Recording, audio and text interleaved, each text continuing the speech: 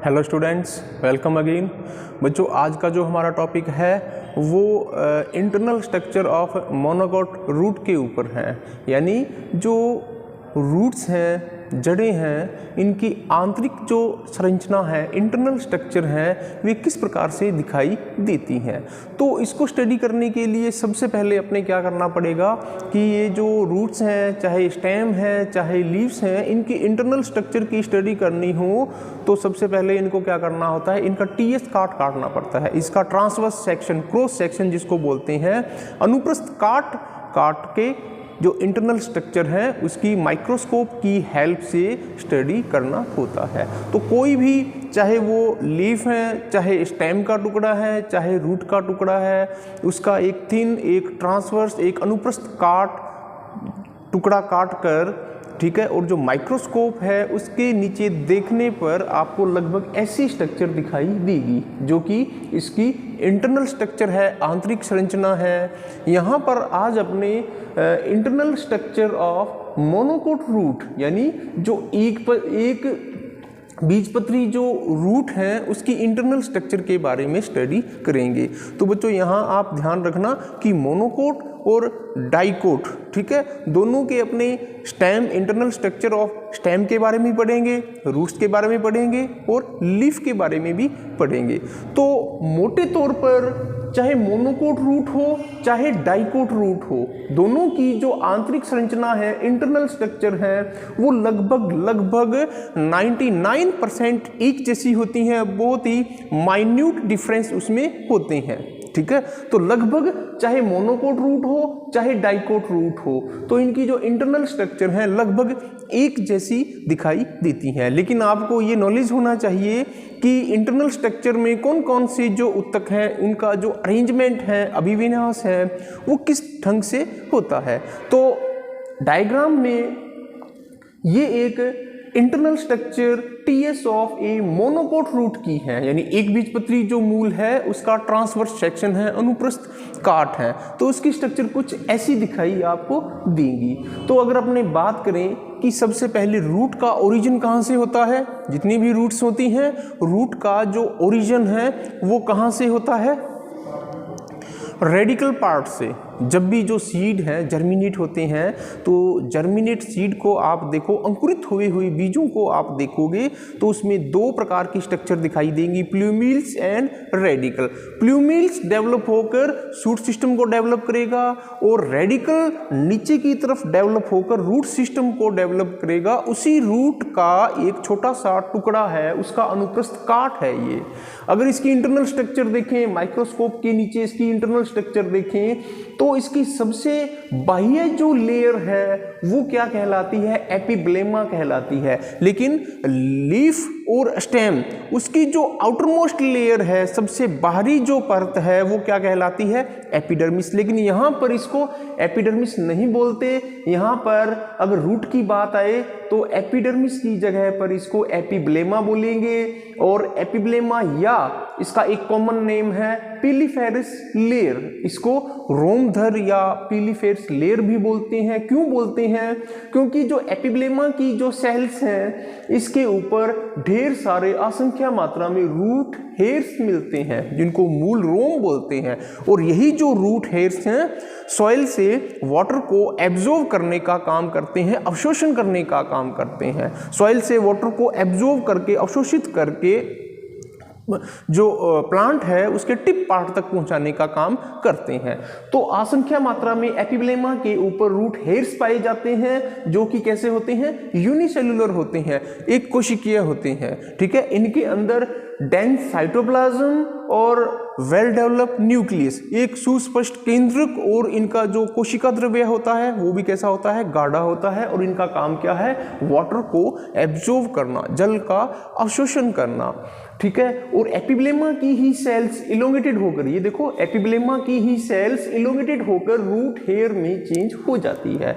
अब एपिब्लेमा की अगर स्ट्रक्चर देखें तो ये एपिब्लेमा की सबसे बाहरी जो लेयर है वो एपिब्लेमा कहलाती है, और एपिब्लेमा यहाँ पर यूनिलेयर्ड सिर्फ एकल परत के रूप में मिलती है। ये देखो सिर्फ एकल परत के रूप में मिलती है, और प्रत्येक सेल को देखो, इसकी जो सेल्स हैं उसकी शेप की बात करें तो बैरल शेप, ढोल के आकार, या जिसको अपने बोलते हैं बैरल शेप, यानी ढोल की आकृति की ये होती हैं, और इनके बीच में स्पेस नहीं पाया जाता।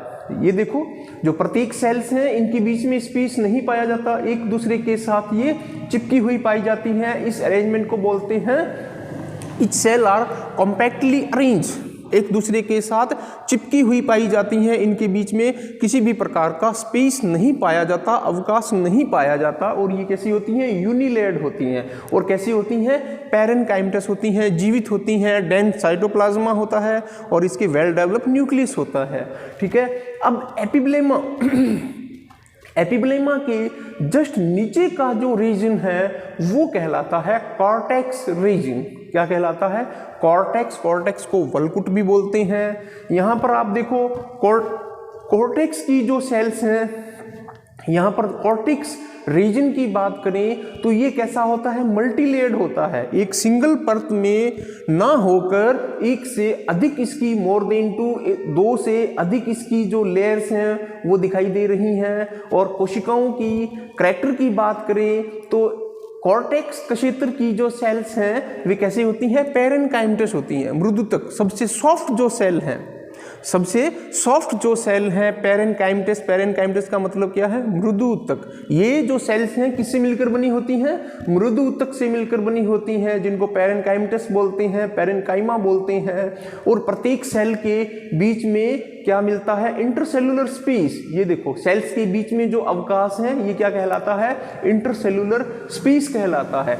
कॉर्टेक्स की ये जो सेल्स, पैरेनकाइमटस सेल्स हैं, ये क्या करती हैं, फूड को स्टोरेज करने का काम करती हैं, भोजन का संग्रह करने का काम करती हैं। अब कॉर्टेक्स की सबसे अंदर वाली जो लेयर है वो क्या कहलाती है, एंडोडर्मिस कहलाती है। एक नंबर पर एपिब्लेमा, 2 नंबर पर कॉर्टेक्स, और 3 नंबर पर यहां पर क्या है, एंडोडर्मिस। तो एंडोडर्मिस यहां पर किसका हिस्सा है, कॉर्टेक्स का हिस्सा है। अगर आपसे पूछ लिया जाए कि एंडोडर्मिस स्टील का हिस्सा है या कॉर्टेक्स का हिस्सा है, तो आपका आंसर क्या होगा, endodermis is the part of cortex. वास्तव में जो एंडोडर्मिस है वो कॉर्टेक्स का ही हिस्सा है, या यूं कहें कि कॉर्टेक्स की सबसे भीतर वाली जो लेयर है, सबसे भीतरी जो परत है वो एंडोडर्मिस के रूप में जानी जाती है। ठीक है, लेकिन यहां पर मैं आपको एक बात और बताता हूं, एक्सोडर्मिस।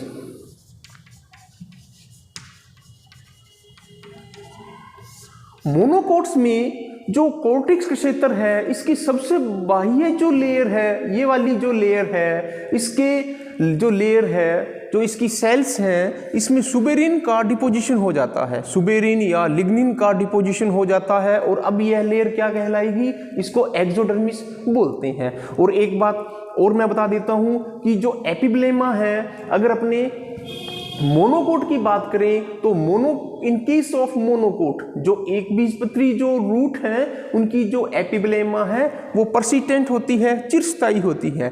लेकिन डाइकोट रूट की बात करें तो उनकी जो एपिब्लेमा है वो इफिमरेल होती हैं, कुछ ही समय के लिए वो होती हैं और धीरे धीरे वो नष्ट हो जाती हैं, यानी थोड़े ही समय के लिए वो डेवलप होती हैं और उसके बाद वो क्या है, नष्ट हो जाती हैं। तो एक डिफरेंस ये है। दूसरा, एक्सोडर्मिस, मोनोकोट में जो एक्सोडर्मिस है वो सुस्पष्ट दिखाई देता है, लेकिन डाइकोट में ऐसा नहीं होता। डाइकोट में कॉर्टेक्स और एक्सोडर्मिस को आप डिफरेंशिएट नहीं कर सकते। ठीक है, नेक्स्ट, कॉर्टेक्स की सबसे भीतरी जो लेयर है वो एंडोडर्मिस के रूप में जानी जाती है। और एंडोडर्मिस यहाँ पर आप देखो, इसकी जो सेल्स हैं वो भी कैसी होती हैं, बैरल शेप यानी ढोल की आकृति की होती हैं, और कैसी होती हैं, यूनिलेयर्ड होती हैं। कैसी होती हैं, यूनिलेयर्ड होती हैं। यहाँ पर जो एंडोडर्मिस है इसमें आपको कुछ स्पेशल प्रकार की स्ट्रक्चर्स दिखाई देती हैं। स्पेशल प्रकार की स्ट्रक्चर्स कौन सी होती हैं, एक तो कैस्पेरियन स्ट्रिप। ये देखो एंडोडर्मिस की जो ये लेयर है सिंगल लेयर्ड है, एंडोडर्मिस की कोशिकाओं में एक तो आपको दिखाई देंगी कैस्पेरियन स्ट्रिप और दूसरी दिखाई देंगी पैसेज सेल्स। तो Casparian strips and passage sales ये दोनों किसके हिस्से हैं? ये एंडोडर्मिस के ही हिस्से हैं। अब दोनों में डिफरेंट क्या है, दोनों में अंतर क्या है, ये आप देखो यहाँ पर। ये क्या है? एंडोडर्मिस की लेयर है, ठीक है, जो कि यूनिलेयर्ड है। अब यहाँ पर एंडोडर्मिस की जो लेयर है कुछ जगह पर मैंने उसको मोटा कर रखा है। यहाँ पर देखो कुछ जगह पर इसकी जो सेल्स हैं वे क्या है? मोटी, यानी इसकी जो थिकनेस है काफ़ी अधिक है। लेकिन कुछ सेल्स हैं जो बिल्कुल पतली भित्ति वाली है, थिन लेयर्ड, बिल्कुल थिन वॉल्ड, बिल्कुल पतली भित्ति वाली है। ये जो डिपोजिशन है, जो एंडोडर्मिस की ये सेल्स मोटी क्यों हो जाती हैं, इनकी जो भित्तियां हैं, वॉल हैं, मोटी क्यों हो जाती है? Due to deposition of suberin और लिग्निन। बच्चों इनकी जो भित्तियां हैं, जो वॉल हैं, एंडोडर्मिस की जो सेल्स की जो वॉल हैं, वहां पर सुबेरिन का जमाव हो जाता है और जिसके कारण इनकी जो भित्तियां हैं वो मोटी हो जाती हैं। और ये जो मोटी भित्ति है एंडोडर्मिस की, ये एक वाटरप्रूफ के रूप में कार्य करती हैं। इनके बीच में से जो वाटर है वो आ जा नहीं सकता, ठीक है, वाटर इनके भीतर एंट्री नहीं कर सकता। तो इस तरह ये क्या करती है? इंटरनल बायोलॉजिकल बैरियर के रूप में काम करती है। ये वाटर को रोकने का कार्य करती है। क्यों? क्योंकि due to deposition of suberin, ठीक है, इसलिए ये मोटी हो जाती हैं। और सुबेरिन क्या करता है? वाटर को रोकने का काम करता है। तो यहाँ पर देखो, लेकिन कुछ इसकी सेल्स पतली भित्ति वाली होती हैं और पतली भित्ति वाली जो सेल्स हैं उनका जो अरेंजमेंट है, यहाँ पर आप देखो कि जिस तरफ प्रोटोजाइलम है, प्रोटोजाइलम के ठीक सामने वाली एंडोडर्मिस की जो सेल्स हैं उनमें सुबेरिन का जमाव नहीं होता। वे पतली भित्ति वाली होती हैं, थिन वॉल्ड होती हैं। और ये जो सेल्स हैं इनको पैसेज सेल के रूप में जाना जाता है, या इनको ट्रांसफ्यूजन सेल भी बोलते हैं। पैसेज सेल्स एंडोडर्मिस की वे सेल्स हैं जिनमें से जो वाटर है वो आर पार जा सकता है। इसलिए ये क्या है? जल का रास्ता है, वाटर का पथ है। तो एंडोडर्मिस क्या करती है? पूरी तरह से इंटरनल बायोलॉजिकल बैरियर के रूप में काम करती हैं, वाटर को रोकने का काम करती हैं। लेकिन प्रोटोजाइलम के सामने कुछ कोशिकाएं कैसी होती हैं जिनमें सुबेरिन का जमाव नहीं होता। इनकी जो वॉल है पतली भित्ति वाली होती हैं। ये क्या कहलाती हैं? Also called is passage cell, पथ कोशिकाएं बोलती हैं। और किसका पथ करती हैं? किसका रास्ता है? वाटर का। इन पैसेज सेल में से होकर जो वाटर है अंदर एंट्री करता है और इनको ट्रांसफ्यूजन सेल्स भी कहते हैं, ठीक है। अब एंडोडर्मिस के बाद नेक्स्ट जो लेयर है वो क्या कहलाती है? यहां पर लिख देता हूं, पेरिसाइकिल। ये वाली पेरिसाइकिल। एंडोडर्मिस के बाद जो लेयर है वो कौन सी है? पेरिसाइकिल। ये वाली लेयर कौन सी है? पेरिसाइकिल। तो पेरिसाइकिल यहाँ स्टील की सबसे बाहरी लेयर है। पेरिसाइकिल कॉर्टेक्स का हिस्सा ना होकर किसका हिस्सा है? स्टील का हिस्सा है, जिसको रम बोलते हैं। तो स्टील की सबसे बाहरी वाली लेयर कौन सी है? पेरिसाइकिल, जो कि जाइलम एंड फ्लोएम, जिनको वेस्कुलर टिश्यू के रूप में भी जाना जाता है, जाइलम एंड फ्लोएम यानी वेस्कुलर बंडल को ये पूरी तरह से घेरे हुए रहती है।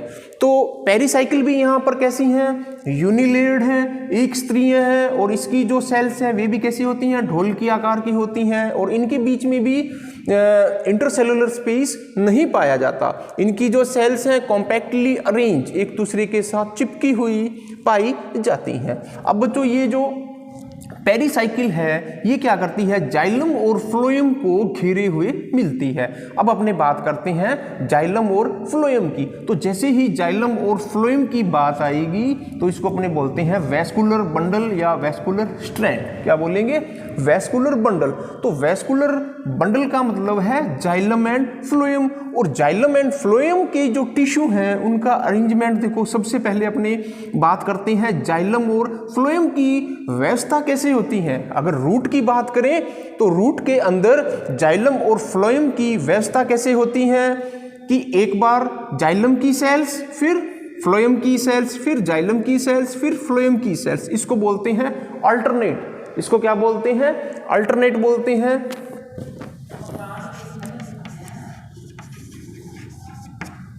अल्टरनेट बोलते हैं, या इसको एक शब्द मैं और भी बोलूंगा, इसको बोलते हैं अल्टरनेट, या इसको बोलते हैं रेडियल वेस्कुलर बंडल। बच्चों रेडियल वेस्कुलर बंडल या अल्टरनेट क्यों है, क्यों बोलते हैं? क्योंकि जाइलम और फ्लोएम अलग अलग रेडियाई, अलग अलग त्रिज्या के ऊपर स्थित हैं, अपना खुद का वेस्कुलर अलग अलग बंडल बना रहे हैं। ये जाइलम का बंडल है, ये फ्लोएम का बंडल, फिर जाइलम का, तो इसको बोलेंगे अल्टरनेट। एक बार जाइलम की सेल्स, फिर फ्लोएम की सेल्स, तो इसको बोलते हैं एकांतरित, अल्टरनेट। और रेडियल का मतलब क्या है? जाइलम की अलग रेडियाई हैं, फ्लोएम की अलग रेडियाई हैं। जाइलम और फ्लोएम अलग अलग त्रिज्या में व्यवस्थित रहते हैं। तो इस प्रकार का जो वेस्कुलर बंडल है वो क्या कहलाता है? अल्टरनेट या रेडियल प्रकार का वेस्कुलर बंडल। और इस प्रकार की कंडीशन किसमें मिलती है? सिर्फ roots, characteristic of only roots. ये अभिलक्षण किसका है? रेडियल टाइप का वेस्कुलर बंडल मिलना किसका अभिलक्षण है? रूट का। अब यहां पर आप देखो कि जाइलम की बात करते हैं।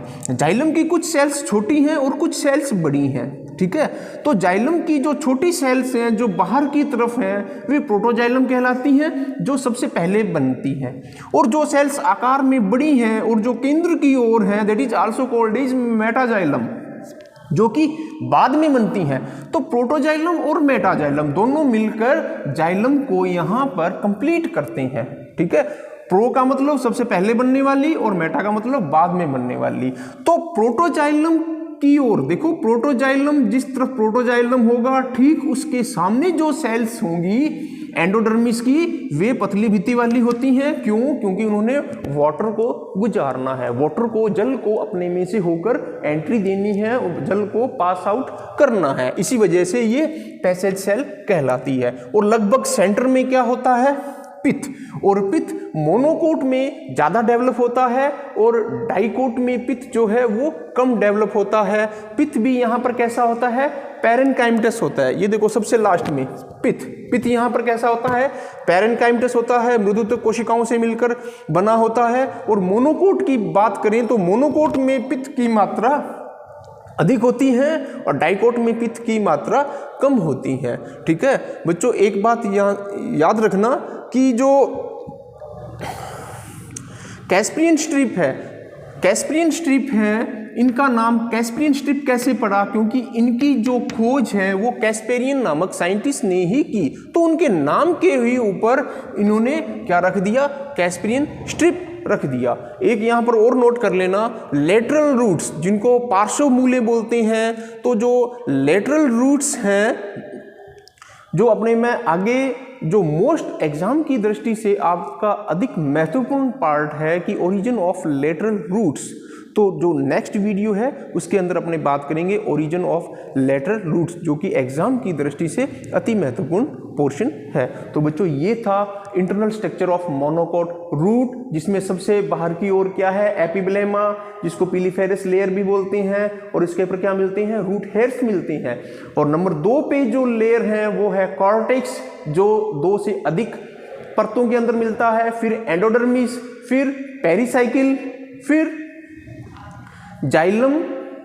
पेरिसाइकिल के बाद फिर क्या है? जाइलम और फ्लोएम। बच्चों यहां पर नोट कर लेना, जो स्टील है जिसको स्टील बोलते हैं, स्टील के अंदर क्या आएगा? पेरिसाइकिल,